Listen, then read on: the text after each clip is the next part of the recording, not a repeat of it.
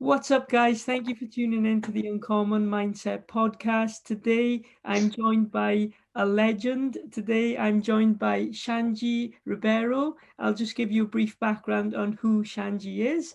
Shanji is a legendary Jiu-Jitsu competitor and one of the founding members of the Ribeiro Jiu-Jitsu Association, under the guidance of some of the world's top coaches, including Royler Gracie, Vini Aieta and Xande's own brother, Saulo Ribeiro. Shanji earned numerous grappling titles, including IBJJF and ADCC World Champion, and has also had a short spell fighting in mixed martial arts in 2008, competing for the Japanese promotion Sengoku. He has beaten the likes of Roger Gracie and is truly a legend when it comes to grappling. This guy is uncommon, and what an honor it is to have you on the podcast today. Well, thank you so much. Uncommon is a good thing because I don't like being common. I don't like being normal. I don't like set creeds, so I guess we're going to have a lot of fun talk. Oh, this is brilliant. No, yeah, thank you so much. I want to start off by asking you, what was your upbringing like, Shanji? I was born in Manaus, the state of Amazon in Brazil. My dad, he was a bank manager, so we kind of moved a lot. I was born in Manaus, and then I moved to Fortaleza, and then I moved to Belém. And in Belém of Pará is arguably where the Gracie Jiu-Jitsu started, because that's where the Gracie family, Carlos' father, met Matsu Maeda. It was in Belém do Pará. So that's where I started judo in high school. And then my dad got invited to this other business, and then we moved back to Manaus. And then from there, that's where I started, officially training Brazilian Jiu-Jitsu, or Jiu-Jitsu as we know today, with the Monteiro brothers at the Monteiro Academia Monteiro. There are 4 brothers. They're all lawyers and they love Jiu-Jitsu. They were under Royler Gracie. That's pretty much how I started with Jiu-Jitsu. Besides Jiu-Jitsu, I was just a little common kid going to school. My parents, they were very old school, the whole conventional way to live life.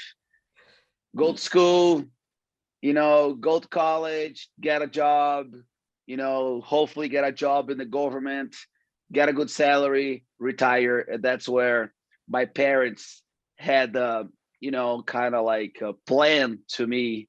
But since we're not conventional, we moved that a little bit. And that's how I ended up in United States. I did college, law school for 3 years. Everything was working well for me to be whatever, a lawyer. I wanted to be a judge. That's what I wanted to be at the point. But Jiu-Jitsu took me away from it, and I'm glad it did. Yeah, no, of course. Did your parents ever get angry at you because you pursued jiu-jitsu instead of becoming a judge? No, I don't think mad is the really word. It's because they're, like I said, they grow up in that environment, that stability, you know what I mean? For them, having a diploma, for them having education was the way, because that's how they grow up believing a successful person should do, And my mom specifically, my dad was like a silent partner. He just he liked it, but at the same time, he didn't really interfere so much, but he liked watching it. He liked us being fighters and everything. My mom was a little more radical about it. She would complain. She would say that my hair is going bad, my ears are weird, my legs are twisted, she would complain a lot about that. But she was the number one supporter when push comes to shove. I remember I was a minor and I had to get my passport and my visa to United States. She was super sick. She still traveled all the way to Rio, went to the consulate, got my visa, got everything figured out. When I couldn't get sponsors for my competitions, she would always help me. So it's the love of a mother, you know, that's, I think that's what's very interesting about it. So they didn't get mad. They were more concerned because, like I said, their idea of success is stability was through education, you know, get a degree, go get a job. You know what I mean? That's where their concerns. But we proved them wrong. You know what I mean? And me and Saulo, when we started work together, we started to do seminars. We started to make money, and I think that that still make them a little concerned because it wasn't like a stable, right? Because if something happens, if I got hurt, if it wouldn't work, definitely they would be concerned. But we did a good job. They raised two good human beings, and we did the right thing. And today, I do believe, you know, not just being successful, meaning, you know, having money in the bank and things like that, but I think the path that I chose to be a leader, to be a sensei, to be a competitor, I think it's unbelievable. And not just I take care of my life, but I'm able to support other people's dreams too. No, 100%. I think that's the most important thing in life, that you're providing value for other people. And I think what you're doing is absolutely amazing, being a coach, you know, being a sensei. It's great what you said there as well, because a lot of people need to hear that, because a lot of people are told to go to school, get a job for 40 years, retire, you know. So what you did was incredible, and I really look up to you for doing that 100%. Let's touch on jiu-jitsu now then. Talk to me, who would you say has been your toughest opponent to date? Well, besides my brother kicking my ass every day, you know, taking that apart, I think the man that I see in the mirror every day, you know, your biggest opponent is always yourself. You know what I mean? The self-doubts, the days that you need to be disciplined and you're not, the days that you want to have a bunch of sugar, you can't. Usually we are our biggest opponents, you know, like, you know, be able to really go back. And even a situation like mine, you know, I had to look myself in the mirror and say, this is the way I want to go. This is what I want to do. I know it's painful. A lot of times the reward is not as big as the work you're putting into it. You still have the chance to go to competition and be, you know, people be unfair with you. And definitely that's the number one, that we should always think like that, you know, that our biggest competition is ourselves, because there's a lot of problems here. There's a lot of mind that will always take you away from your path, you know. But speaking more straightforward as far as competition, definitely, I think the two people that I learned the most competing against was against Roger and against Braulio. Definitely, and I guess André Galvão, because those are the three guys I competed the most in my life. Their styles are very different. And, you know, definitely those are the three guys that I've learned the most by competing against them. You know, sometimes I debate about my career, and my upbringing was at the same time as Roger's upbringing was.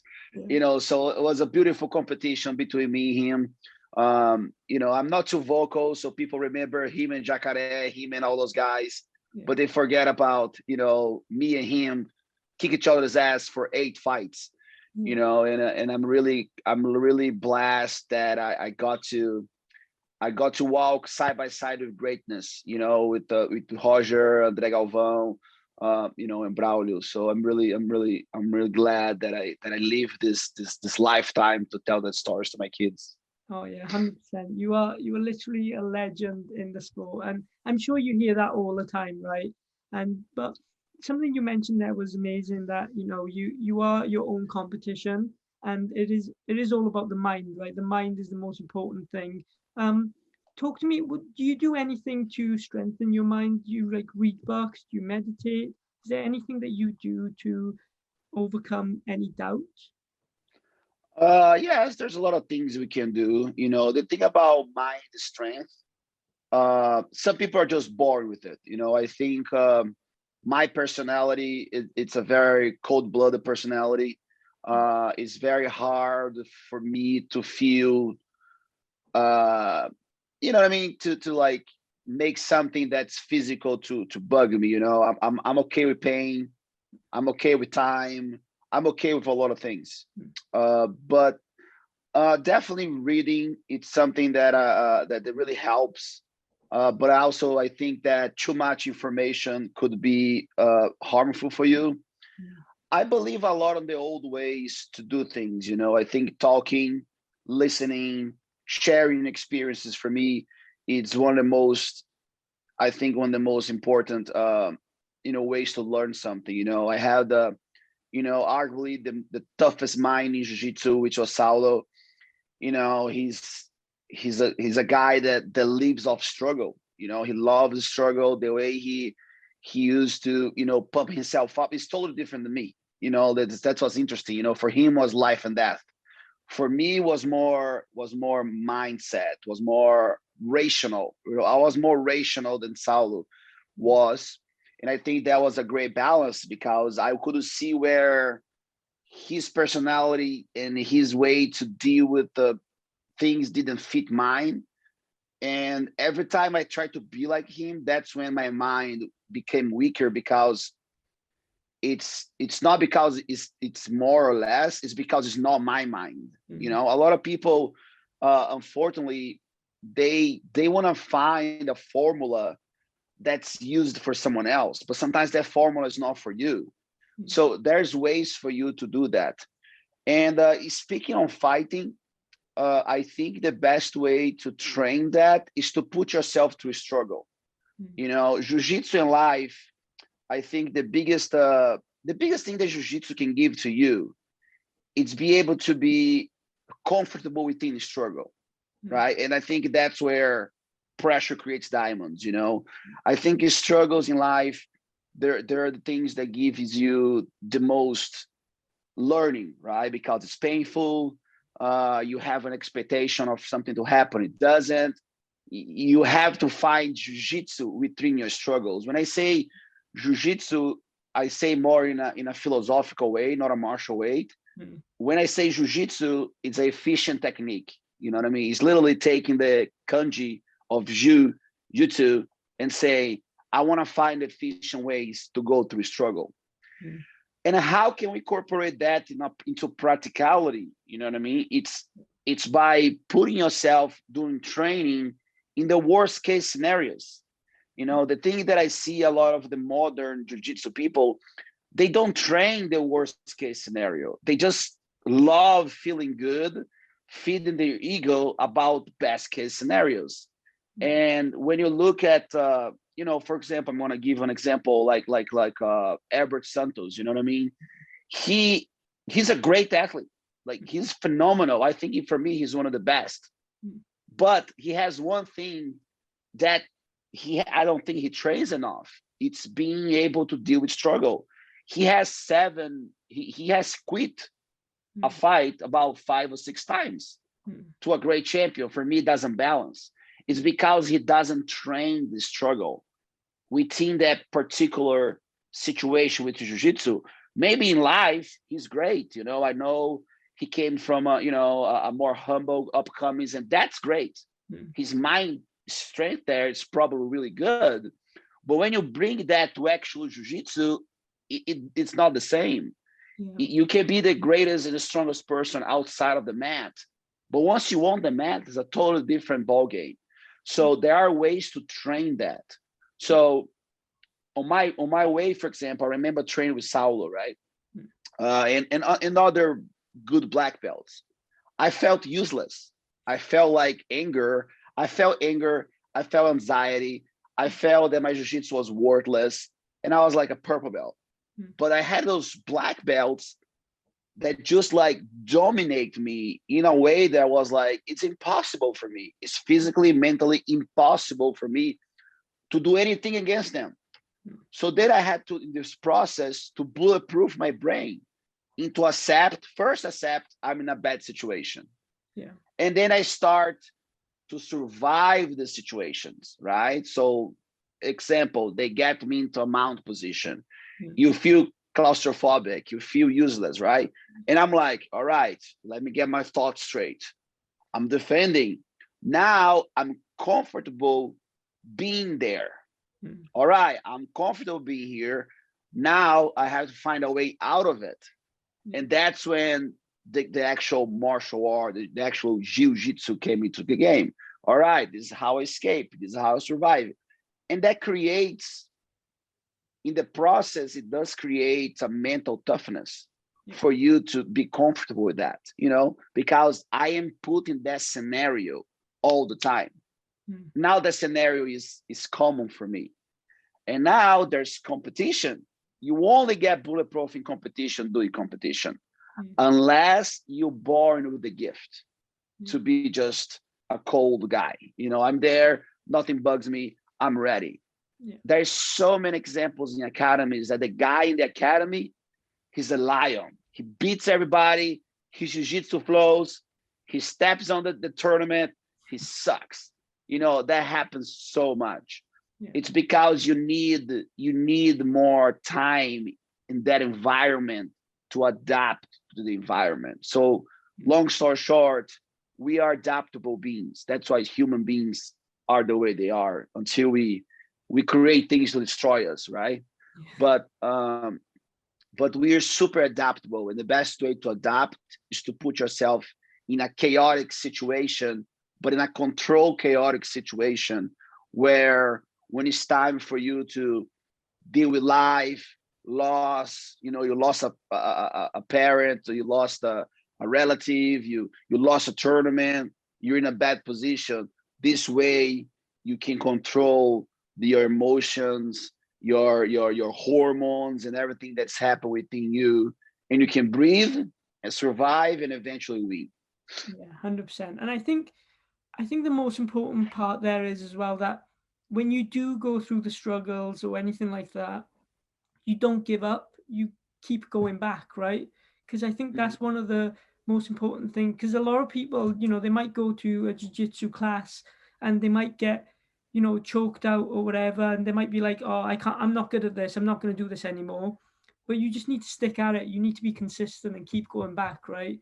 That's one of the most important parts too. Yeah. Yeah, and that's what I said in the beginning. That's when talking is very important. It for me is the biggest way of knowledge is by talking. Telling stories. I think that's how culture and story kind of like came within Earth until we learn how to draw, right?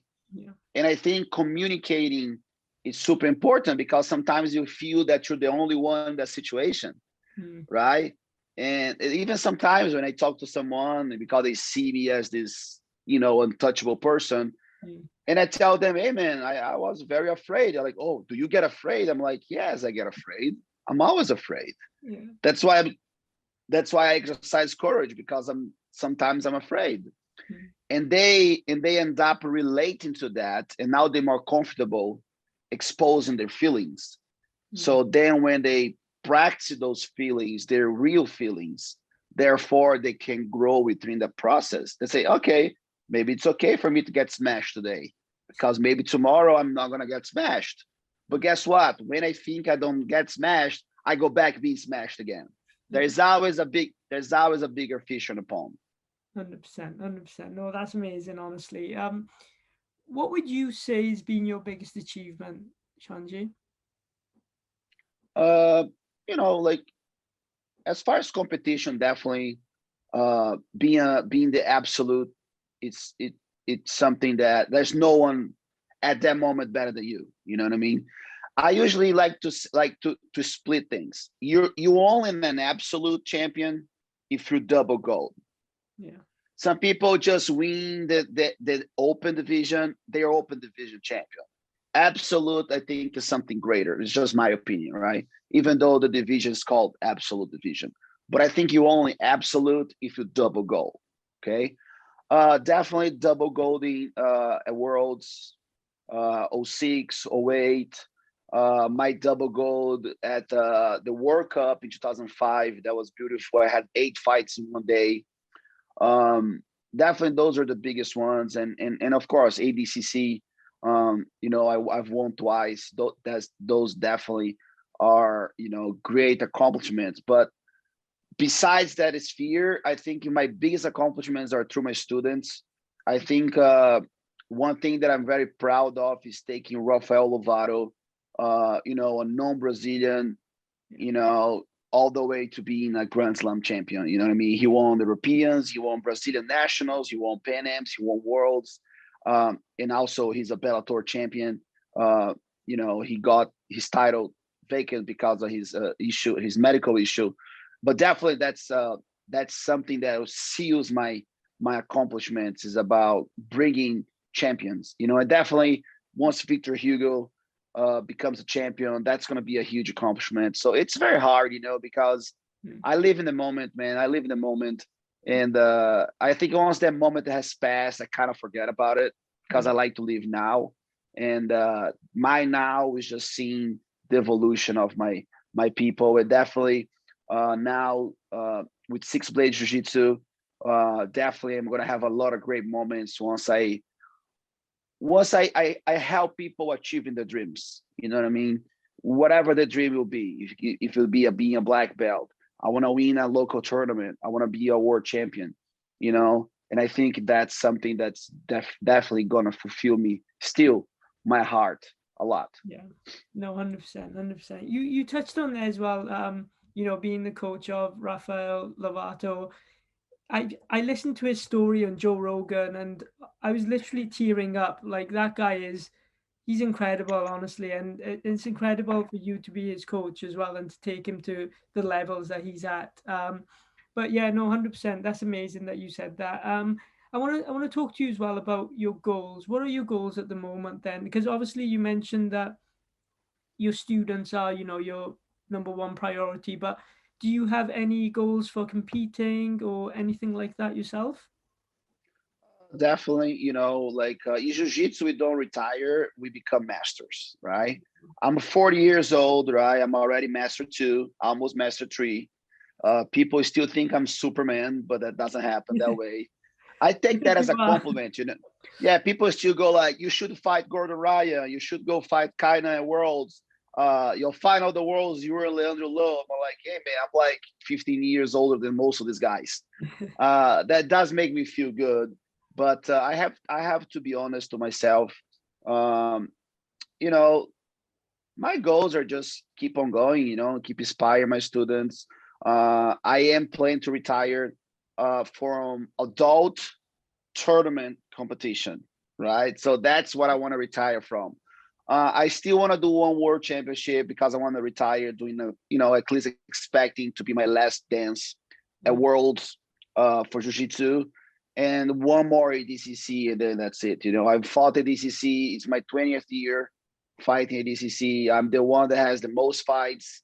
I'm the one that has the most, number of submissions thus far. I'm the one with most mat time at ADCC. So I have a lot of records in ADCC. The only record I don't have the most wins, but it's okay. I don't mind that one. But I've been in the game for so long, even world championships for BJJ. My first worlds at 1997. As a juvenile, I fought adult. My first world title was 2004. So almost 20 years later, I'm still fighting. So chance to win, yes. I'm always gonna believe I can win. I always gonna believe if I get the positions that I wanna get, nobody can beat me. But it's a process. There's a lot of athletes out there. I'm not a level of athlete as those guys are, as far as whatever training they do. I have to really balance the way I train, physical training with jiu-jitsu training. Maybe 2 weeks ago, I did a little too much. Victor Hugo, 260 pounds, Gustavo, 250 pounds. Those are my training partners. My back went to hell. Now I have a little back injury, but it's just what it takes. You know what I mean? For me, it's a process, and definitely those are my goals. And then after that, I will still do super fights. There's a lot of cool shows to compete. Who's Number One, Fight to Win, BJJ Stars, BJJ Bat. There's a lot of like little tournaments that they're fun, and definitely, you know, if I'm invited to those, I'm still gonna fight anyone. I don't care. Yeah, no, I can't. Yeah, honestly, I can't wait to watch you compete again. Like that'll be incredible to see. I want to ask you as well. Obviously, as you are a coach, what's one thing you would say to someone who wants to start jiu-jitsu but is afraid? Um, it's hard to do one thing, you know, because to explain jiu-jitsu is not easy. Hmm. You know what I mean? It depends who you're talking to. You know what I mean? You can convince them.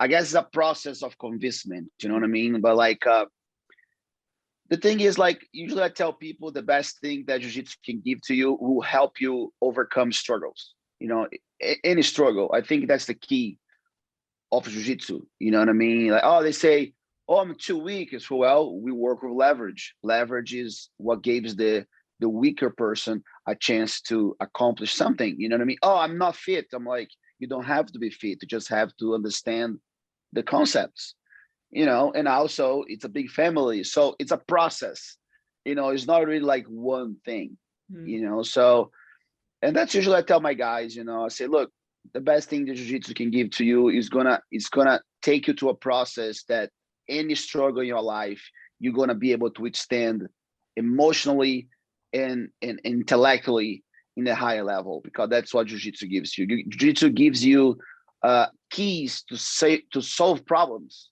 You know, it's a problem solving technique, it's a problem solving art, you know, and I think that's the number one thing that jiu-jitsu can give to you, besides, you know, confidence, determination, sense of community, you know, a family outside of your family. You know, there's many ways. It's very unfair to say what's the one thing you're Yeah. gonna tell to a jiu-jitsu person, because jiu-jitsu is everywhere. It's not easy to explain.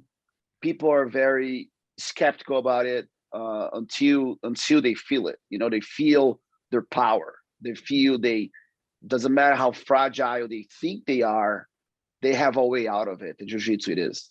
Yeah, no, 100%. Like, I think jiu-jitsu has definitely changed my life in a positive way. Um, I train at Chris Reese's academy, and Chris Reese I believe he was a student of um, Braulio and Roger Gracie. So Mhm. I think he knows them. But my head coach at the moment is Ash Williams, and he's a Mhm. triple champion in Polares, and he's such an incredible person, honestly. But the it's crazy because jiu-jitsu is like you literally have someone's life in your hand and you can choke them out to death, and then they tap and then you're best friends again. It's such an Yeah, incredible thing. Yeah, I honestly love it. Yeah. yeah. It's the only art you can go 100%, Yeah. and not and you only get hurt if you're silly and if you're spazzy. You know, you can't go 100% boxing. You can't go 100% kickboxing. You cannot. You know, if you go 100%, someone's going to be hurt or knocked unconscious. You Mm. know, in jiu-jitsu, the worst thing can happen. You'll fall to one side, you'll fall to the side with a mild heart attack. You know what I mean? That's the worst can happen, you know, but a little bit of rest, a little bit of water, a little bit of time, and you're right back up. So 100%. Yeah, 100%. I asked this question to all my guests, Shanji, so I got to ask you this. If you could go back in time for when you were younger, what would you tell your younger self? Is there anything that stands out that you tell yourself? I wish I would be more of a bodybuilder. um, that's usually what I tell people. Like the thing is, like I cherish every experience I had. You know, I believe I grow up the way I was supposed to. I'm very stoic that way. You know, I accept things the way they are. There's nothing. Maybe if I would have changed the way I see something or the way I did something, maybe I wouldn't be the way they are, the Yeah. way I am today. You know, in my time, we were fighters. You know what I mean? Like, I think I got the transition between fighter and an athlete.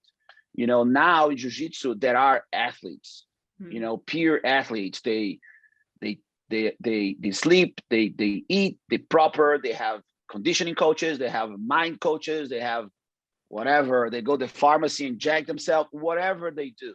Yeah. Okay. In my time, jiu-jitsu conditioning was run the hill and do sprints on the sand. That was jiu-jitsu conditioning, right? Mm-hmm. So like if you look at me and Roger, we're not athlete-looking people. But look at Buchecha, look at Kainan, look at those kids coming up today. They're like, bar. Like you look at them like, what is that? You know what I mean? Like, so if there's one thing I would have told my old self would be like, hey man, I know going to the gym sucks, but you gotta do every day. You know, you gotta go, you gotta stay in tune with your body. And maybe you would try to seek more of that side of the combat sports, which is the conditioning, be able to be stronger. But I guess it grow with time. Maybe at the time I was back then, there wasn't this big. Now it's like a big trend of conditioning, you know, kettlebells and this and maces and yoga and Budokan mobility. So I guess it evolved within jiu-jitsu. So I can't blame me for not doing it. But definitely, I would tell myself, go to the gym, you know, lift weights, get stronger. But at the same time, maybe if I would be that strong, maybe my jiu-jitsu will be that good because I think my jiu-jitsu is really good. It's timeless. I don't care. I can fight anyone, anytime, because I'm not relying upon physical attributes, you know? Yeah. Maybe that would have count into me not being as intelligent as far as technique as I am. And maybe I wouldn't get hurt. And maybe me not getting hurt wouldn't get me the way I think. So like I said, I accept life the way it is. But if there's one thing I'll tell myself, I say, go to the gym, even though you don't like it, you got to move every day. You know, just go to the gym, bench press, pull up, squat. That's all you got to do for the rest of your life. No, 100%. I think what you mentioned there was so crucial because everything that happens in life leads you to where you are at the moment, and it's so true that you said that, honestly. But yeah, like just listening to you is so inspirational. You know, you can tell that the way you are as a coach as well, that definitely plays a huge role in who you've become as a person, right? Do you? I got to ask you as well. Do you think that jiu-jitsu has evolved in a better way, or do you think that all this new things that are coming out, you know, well, not it's not new, but like, you know, with the leg locks and all these things, do you think that that's changed the whole game of jiu-jitsu? It's always changing, you know. Jiu-jitsu, jiu-jitsu itself it's his own being. You know, jiu-jitsu has his own life. There's always the trends, right? So jiu-jitsu lives through phases of trends, right? And the reason why leg locks are so important right now, it's because a lot of the events, right, they become more appealing because of the no-gi sphere, right? We have now no-gi teams that refuse to put the gi on, you know what I mean? But then you see all these gi guys that they can only show in the media, they can only have TV time if they migrate to no-gi, right? I always like leg locks, even though I don't do it, I don't practice. It's not my main character to do leg locks, but it has always been there. You know what I mean? Like, in fact, if you look historically speaking, back in Brazil, there was this martial art called luta livre, right? It's kind of confusing with the Mexican luta livre, like the WWE style. But the way no-gi is today, if you look at, you know, the guys that only do no-gi, they don't do jiu-jitsu. That's called luta livre. You know, that's how it used to be called back in the day, historically speaking, right? Now it's called submission wrestling. There's many games for it. You know, some people call grappling. I don't like to call grappling only no-gi because grapple, it's a whole umbrella where jiu-jitsu, judo, wrestling, Greco-Roman, and luta livre are involved. That's how I see it. That's my understanding of being a grappler. Okay, so what I I think it's always been normal. I think also the rules, they are not beneficial to action. I'm a big advocate for those rules. I don't think IBJJF is the best rule. I do not think even UAE now there's this weird rule. I think they could have certain things to change the way the rule talks, so make the fighters evolve their game. And I think I do have a little opinion about that. The only thing that really catches me about it, it's like it's the whole social media life now. You know what I mean? You see blue belts, you know what I mean? They call themselves gods already. You know what I mean? Like even I think even you calling yourself a god is a sin, like it's not even human. You say that, and everyone has an opinion, everyone has this, and now they create all these weird things, and the examples for the kids are bad. But the beauty of grappling, the beauty of jiu-jitsu, the beauty of no-gi is that you can be who you want to be. You can't really, like, I can only have the choice of not listening to these people, or not commenting on these people, or maybe not even going ahead and doing things like that. But I think it's cool that it's giving a lot of kids the chance to have a job, to have something to strive for. And definitely this is an evolution, even though like a blue belt, like it's like a lower level of anything, they still can get paid. You know what I mean? That's the fun part about it. You know what I mean? You can get paid from blue belt all the way to black belt, even something, you know what I mean? At least to pay your registration or a pizza after. But I think it's all doable. I think the evolution is fine, but I think the organizations that cares for it should really understand how their own rules are being detrimental to what the art's supposed to be. Like just an example, there are certain techniques that stops a fight, and people don't do anything to stop the technique that stops the fight, because they believe they're not gonna please the people that do it. You know what I mean? So it depends how you perceive that. But I do think the sport has evolved for the better. I think in a general way of seeing it, it's much better. People can get jobs, people have opportunities, people have TV time, they can get sponsors, they can get clothes for free, supplements for free. They have all of that aspect that's definitely I see as an evolution.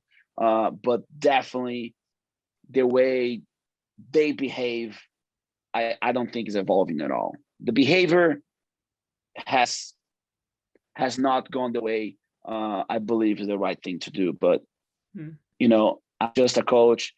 I can only talk to my people. I can only involve my people. Other people, they have their families, the coaches, they're the one that are going to educate them. But if they come to me, definitely I have certain standards they have to live with. If they want to be different, there's a school across the street they can go to. Yeah, no, 100%, 100%. No, honestly, you are such an incredible and common person, and it's such an honor for me to get to speak to you today. Like I said, like you probably get this all the time. Like you're a legend. People coming up to you all the time. You probably sign a lot of autographs as well, right? It's a little bit. Yeah. Now it's a selfie. The selfie is the new photograph. It's the new autograph. There's no more autographs, just selfies. The selfies, yeah, and then post on Instagram.